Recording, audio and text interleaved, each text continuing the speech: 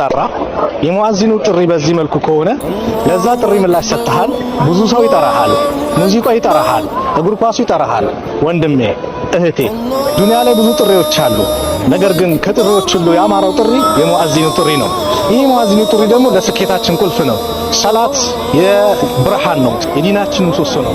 ሙስሊም ያለ ሰላት ህይወት የለው። ሙስሊም ያለ ሰላት ሰላም የለው። ሙስሊም ያለ ሰላት እረፍት የለው። ሰላታችንን አጥብቀን እንያዝ። ሰላት ነገ የውመል ቂያማ ቀብር ውስጥ መጀመሪያ የምንተሳሰበው ትልቁ ስራችን ነው። የአይኔ ማረፊያ ሰላት ነው አሉ። ያ ቢላል አሪሕና ቢሰላህ፣ ቢላል እባክህ በሰላት አሳርፈን አሉ ነብዩ ሰለላሁ ዐለይሂ ወሰለም። ወንድሜ ሰላትህን አደራ፣ እህቴ ሰላትሽን አደራ። የነብዩ የመጨረሻ ወሲያ አሰላ ወማ መለከት አይማኑኩም።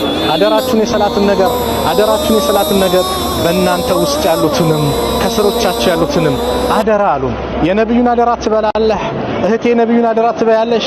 ሰላትሽ ላይ ጠንካራውኝ፣ ሰላትህ ላይ ጠንካራውን ነገ የውመል ቂያማ የነብዩን ሐውድ የምንቋደስ አላህ ያድርገን።